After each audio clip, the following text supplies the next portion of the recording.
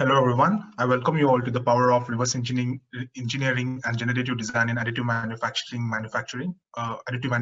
webinar. My name is Lloyd Montero, and I work as an industry consultant and at Dassault at LaunchTech Solutions in Abu Dhabi. So, LaunchTech is a UAE-based engineering company. We specialize in mechanical design, simulations, and advanced FEA modeling. We have a strong partnership with Dassault Systèmes. We are the official distributors of Dassault Systèmes in the Middle East region, and we are also the service partner of Dassault Systèmes. So we provide technical consultancy along with software distribution and also trainings and certifications of all the Dassault Systèmes products in the Middle East. So today's webinar will be structured in this way. So we have a use case where we are seeing that the client has certain expectations. So the client wants to do a reverse engineering first. He wants to reverse engineer the provided scan data to create a solid model of the object. And then he wants to optimize the solid model to ensure that it is ready for 3D printing. And then he wants to identify any potential distortions or stresses in the object, and finally do any modification if required to compensate for the distortions. So the entire webinar will be, following this theme. So with our use case, our approach to meet the client expectation is as follows. So first, we start with reverse engineering, where we convert the solid model, where we convert the STL data to a solid model. And then we do the optimization using functional generative design and do the geometry reconstruction while respecting the design constraints. And then we prepare the part for the additive manufacturing, where we define the manufacturing process definition and the process, and also we do the studies on the part distortion assessment to maximize the yield. And we do all these processes in the 3D experience platform, and this will be the tool used for the entire demonstration. First, we will start with reverse engineering. What is reverse engineering? Reverse engineering is a process of analyzing the existing physical part to extract and build a CAD features around it or to construct a new part. So what are the applications which are particularly useful for reverse engineering? The reverse engineering improves or changes the design of existing products, and then we can build a component that will fit perfectly with the existing products. Taking the example of smartphone, we all use smartphones and we have the cases to protect our smartphone, right? So reverse engineering is an ideal solution where to develop a case to protect the smartphone. And what we can also do is we can repair the worn or broken existing parts. Maybe, for example, we have a specialized door hinge which is broken, and we do not have the time to replace it, or else maybe it was a limited model and we do not have access to it in the market. So we can just scan that particular hinge broken model and then convert that into a solid model and then 3D print it to be reused again. And what we can also do is we can create the CAD files for the legacy parts where there are no drawings or the solid CAD models are not available. So in these cases, we can make use of reverse engineering to convert the STL or the point cloud data for the reverse engineering purpose to build the solid model. So what are the possibilities with CATIA reverse engineering? So it can be used in numerous ways. It can be used for shape analysis of the objects. We can use it for defining the style of the product. We can use it for mechanical design. Then we can use it for shape optimization. We can use it for simulations. We can use it for tooling design. And then we can also use it for art. We can use it in the medical field, where we can scan the bone structures to, to assist with the advanced operations or to design any fitment or to assess the bones. And then we can also do the reverse engineering to create a plant management. Let's say we have an old factory where we can scan the entire factory using the 3D scanners, and then we can import that point cloud data to design the entire new factories. And we can also do it for terrain modeling. What are the steps involved in reverse engineering using CATIA 3D experience for today's use case? The ideal goal, so our goal here is to convert the STL file provided by the customer to a standard solid body. So we make use of a role named reverse engineering, which is available in the 3D Experience platform. We make use of this particular role and the digitized shape preparation application to begin with. And we convert the STL file into solid body using digitized shapes. So what basically we do here is we take the STL as a support and then generate surfaces out of it, which will be later used in the part design to sculpt out the model as we require. And then finally, we come to a part which is similar to that of the STL model, which is this solid model will take the STL file as the base, and on top of this is built. So now we will see a demo where I am going to show you how we have taken this STL model and we have converted that to we have generated a solid model out of it. So initially, this is my STL file, which I have imported in the 3D Experience platform inside CATIA. Okay, so as you can see, this is a STL file. So now what I will do is first I need to align it with the central coordinates. Okay, so here I'm going to start developing surfaces one by one. As you can see, I have developed certain surfaces over here by taking this STL file as a reference. So it's very easy. All you have to do is select the primitive recognition tools, and there are various features available which you can make use of to select the certain part of the mesh where you want to build the planes or cones or spheres using which you will be building your model. So in a similar way, I have generated the surfaces, and then as you see, I have a solid body created for my model, which is respecting the boundary of the STL file. So now with the surfaces created on top of the STL files, I'm going to just sculpt out the entire solid body to create the final solid model. And so as you can see, it's the same process which I've followed. So we saw first for planes. So now if you see, I'm in the similar fashion, I'm creating the cylindrical surfaces using this STL mesh.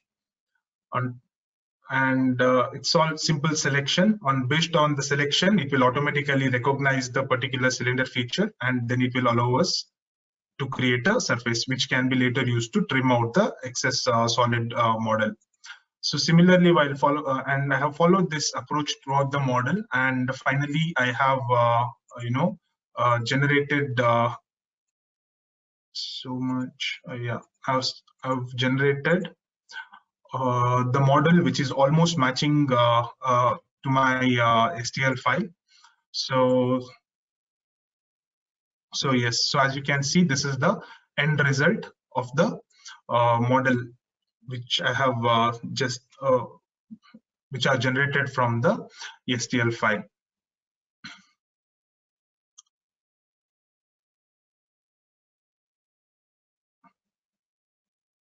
So yes, so as you can see here, this is my STL file. So what I'm going to do is to check I'm going to do a deviation analysis over here to check if the part has any particular deviation from the original STL mesh provided. So as you can see over here, the point cloud, there are clouds of points deployed all over the model, which are in green and red color. So it is showing me that in my particular model, it is almost similar to the STL model, STL file which you have, which we received.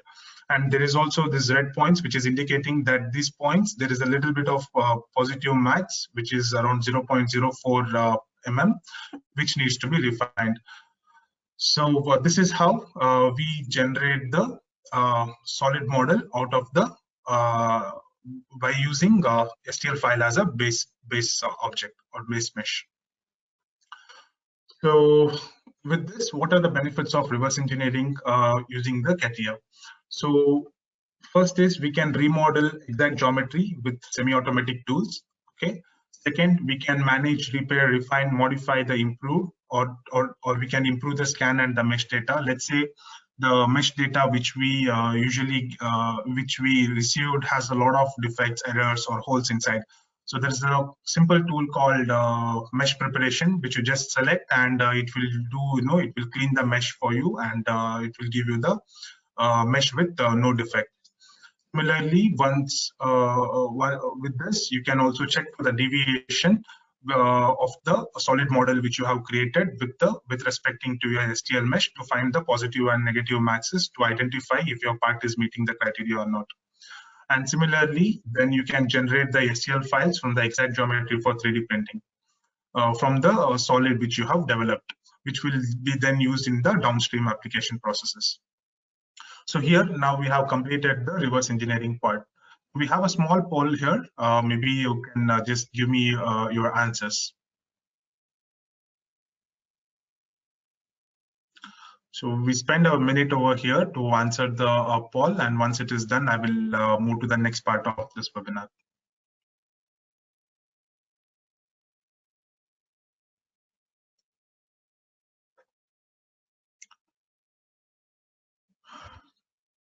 Okay, so I think most of you have answered the poll question. Now I'll go to the next part, which is the functional generative design, where we see how we can optimize the reverse engineered design which we just created. So to talk about generative design, what is actually generative design? So there was a traditional design earlier. Now there is also, people call it in the industry as generative design. So this traditional design is based on the established practices or on the designer experience, which will leverage the existing design iterations. So everything here is manually done, and it will respect a certain set of best practices, where each organization has set a certain set of rules. It will keep those in mind, and the design will be generated.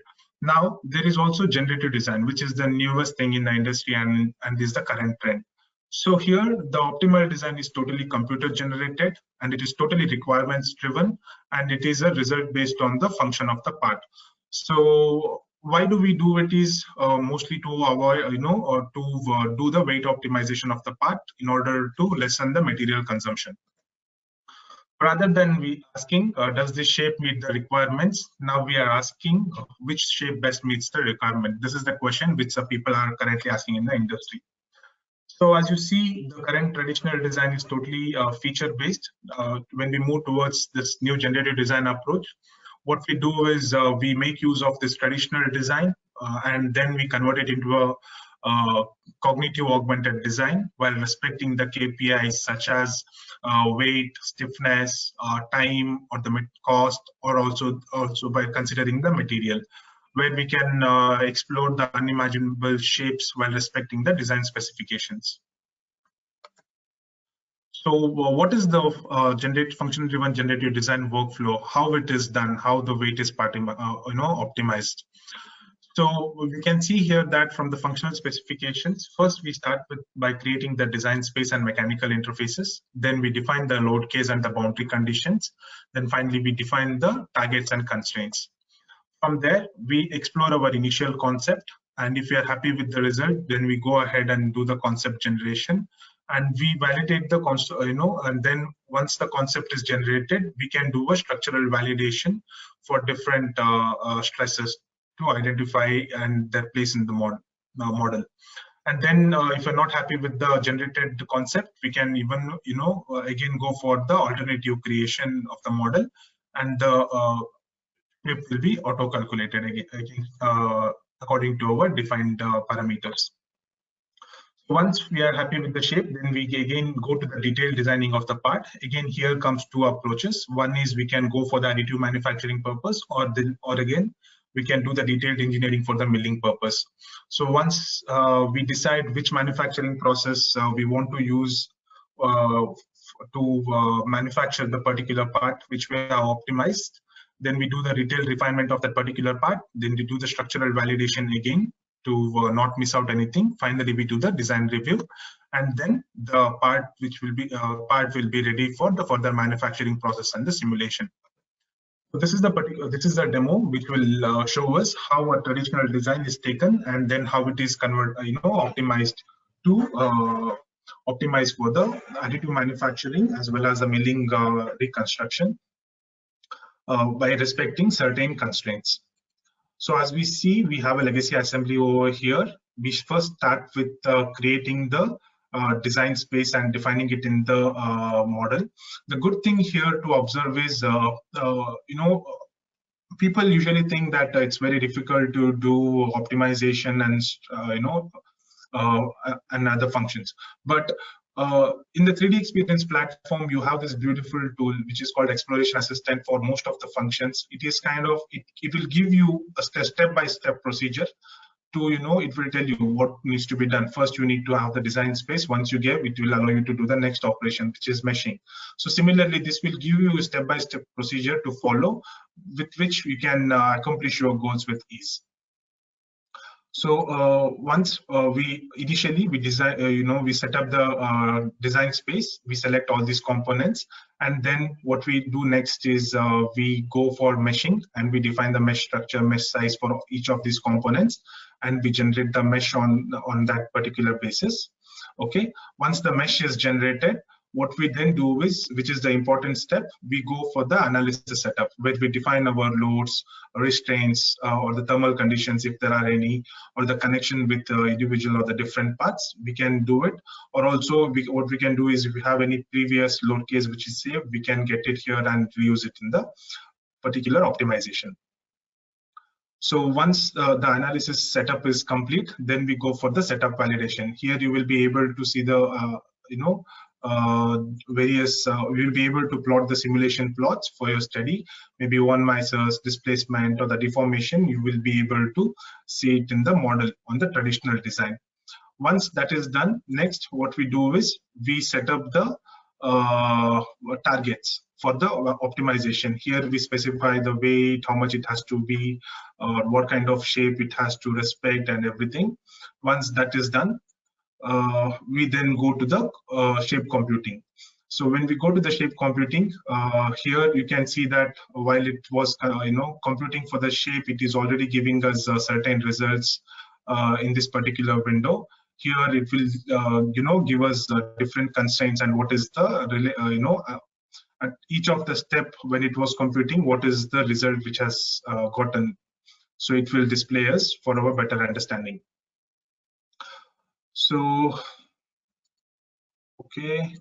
So as you see now, the optimization is complete, and this is how you will be able to adjust the shape of your computation, like how much percentage of material you want to see. This is how you can do the scaling, okay? And you can also select the individual components. If it's a multi-part assembly, then you will be able to generate your concept shape based on these parameters. So as you see, this is the generated concept shape. Now what we can do is, now we can start validating it with the other shapes which we already, if we have previously, we can do the shape validation to study the different stresses and its results on the particular part. So once this is done, next what we can do is we can perform trade-off study. So we can compare this particular part with the various different other results which we already have, and then we can set certain KPIs like mass or stress, displacement, reaction. We can give or feed certain values, and then based on that we can identify which model is the ideal model for us to go ahead and work with. So that's what we can accomplish with the trade-off study. So once that is done and we have identified the model to proceed with, what we can do is to smoothen further the optimized part, we can make use of powerful CATIA surfacing and modeling applications, and then start working on the particular tools with those tools to further smoothen out the assembly with this set of powerful features. So as you can see, the previous optimized shape had a kind of rough finish. Now with the advanced CATIA features, we are trying to smoothen it so that we get a good aesthetically visual model out of it, which respects the constraints as well. So this is how we do it. So as you can see, this is how the shape is developed, which is very nicer to visualize. So once that is done, we can just do a symmetry and apply it to the entire part feature, and this is how it will look. Second is that is for the that is for the additive manufacturing. I also mentioned that we can optimize with respect to the milling constructions.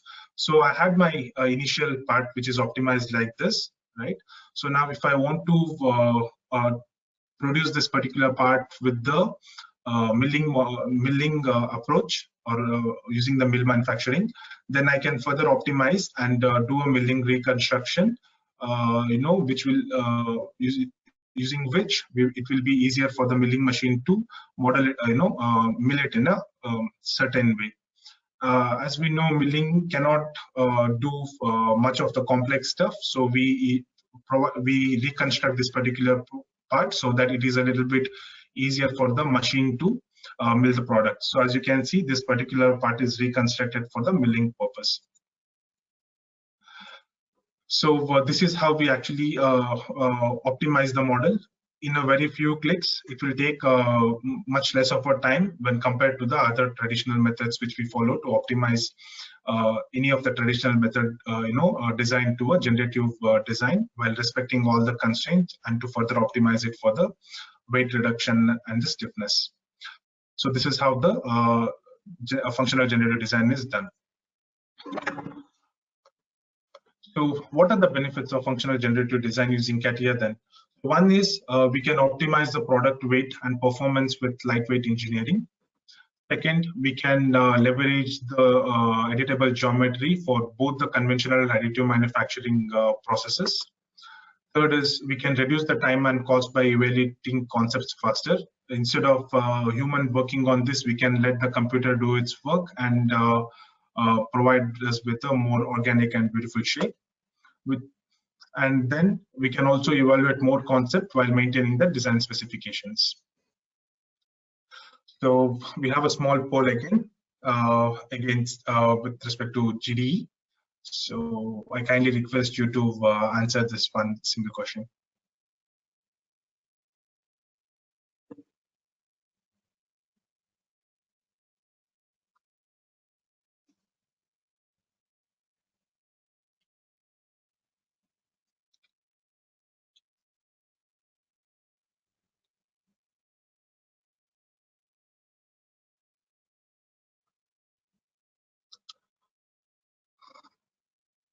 Okay, I hope you have already answered the poll. So I will continue with my presentation.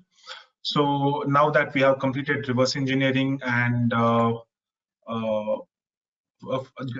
we have completed reverse engineering and the generative design, now we skip to the next part, which is the 3D printing preparation, where we do the process planning and the virtual printing of the part. So why do we do process planning? So we do process planning to ensure the part quality and to secure repeatability of the parts, and to optimize it for easy usability and for enriched productivity. So as you can see here, they are having a base plate on which initially they we are using the part which needs to be 3D printed, and we position it in different possible configurations to check which one will be the best feasible combination. Okay, so this is how you've initially positioned the part, and then against this we can generate the support structures which will support the 3D printing part during the 3D printing process. And then we can do the visualization before printing for different layers actually. So this is the slicing layer, which you can see how the part is being printed at the virtual level before printing, before doing the actual 3D print on the physical machine. So what are the some features of this process planning? So one thing is it helps in support creation based on the selected edges and surfaces. It also creates the wire supports with perforations and fragmentations. It can create and edit conical supports as well. Also, it edits the existing supports. If there are any existing supports which are already in the model, you will be able to edit them as well. For the scanning optics, you can make use of a lot of vendor machines with along with the 3D Experience platform.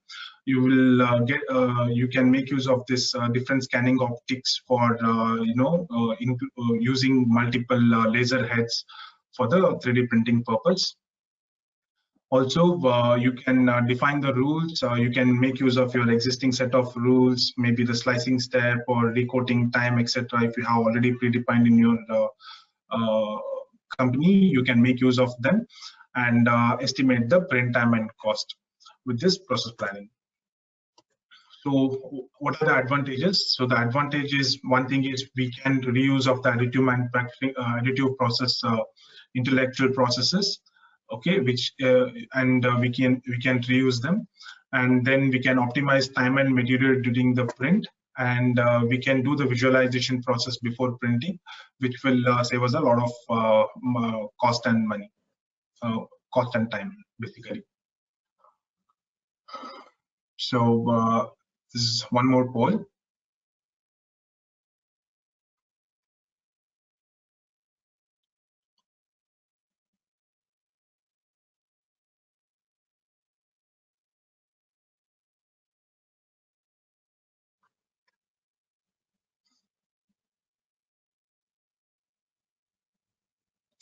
Okay, I hope you have answered this poll question. I will go to the next slide.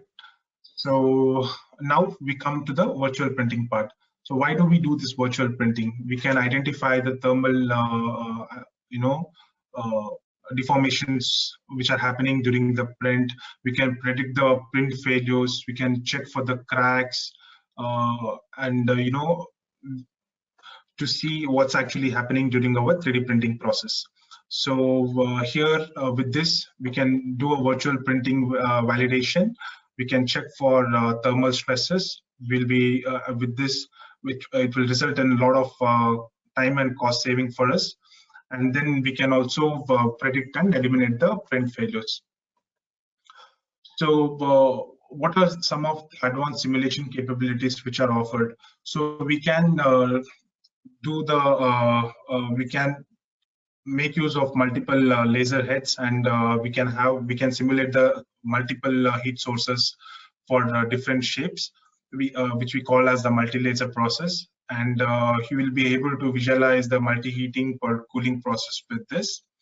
Also, what you can do is you can do the part repair, where if you have an existing part and if you want to add a little bit of more material over it, you will be able to analyze the part and add the layers on top of this. Okay, and we can also simulate the printing process of the lattice. So you can see here that how the lattices are built within this 3D printing process. So that is also possible with this virtual printing. So now that we understand the overall simulation workflows, let's look at the value that these process simulations can provide. So a recoater interference can occur when distortions cause the build part to rise up out of the powder bed. And this interference in turn causes a lot of porosity and defects, or also sometimes results in the complete build failure. So in order to examine recoater interference, what we can do is we can monitor the distortions on the current recoater plane to check that these values are within the given tolerance. And in addition to this, we can also simply monitor these distortions. We can terminate the simulation if the failure tolerance is reached. And then there is inbuilt crack propagation. So this interferences can occur when distortions cause the build part to rise up out of the powder bed. And this okay, just a minute. Yeah, sorry. I wanted to show you, how we kind of predict the print build failure using the mesh independent and solution dependent crack initiation and propagation with XFEM technology, which is a widely used technique in Abacus. So as you can see here, during the print process, near this supports, this mesh independent crack is happening over here, as you can see at this particular place where my mouse is uh, moving. So this is how we will be able to identify the cracks, before in our virtual printing, before we actually start doing the physical 3D print. So we can also simulate post-processing procedures software print. For example, wire EDM to remove the part from the build plate, heat treatment, or other final machining processes. We see here that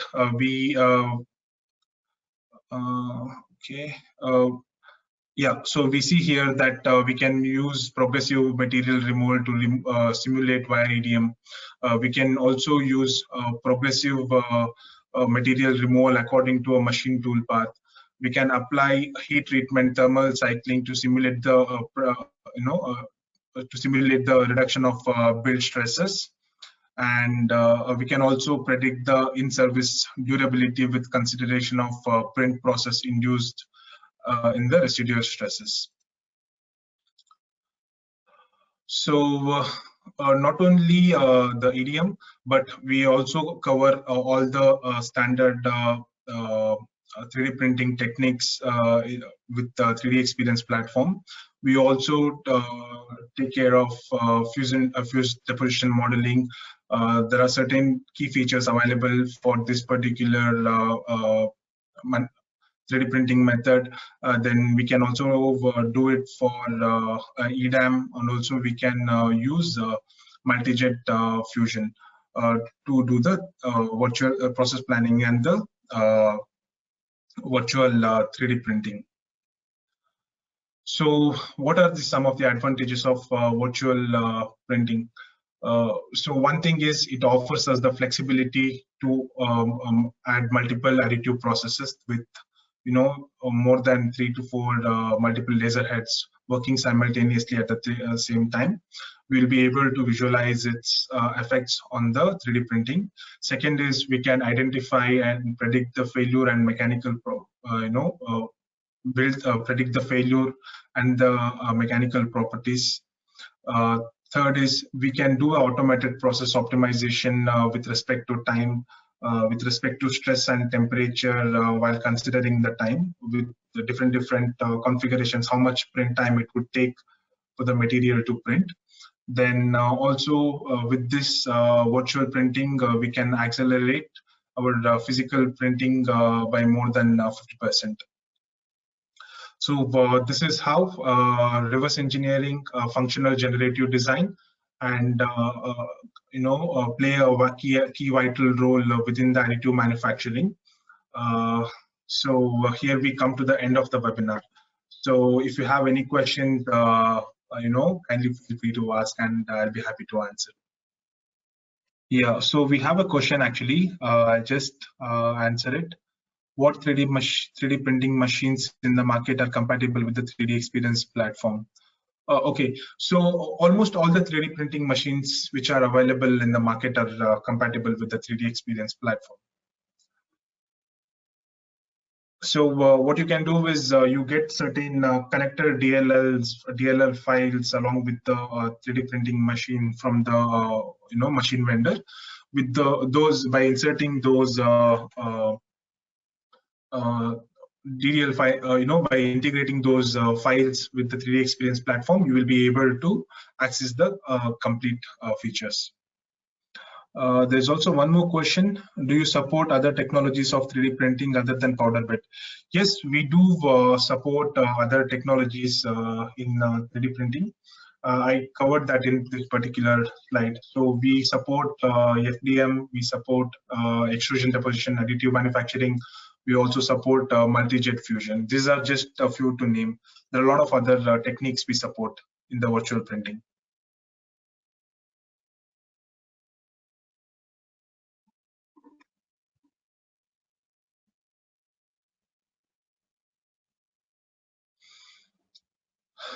Any other questions?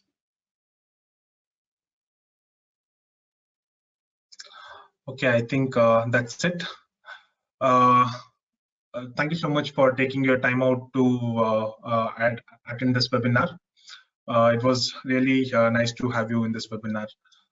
Thank you so much. If you have any questions, feel free to send it to me on my email ID. Thank you so much.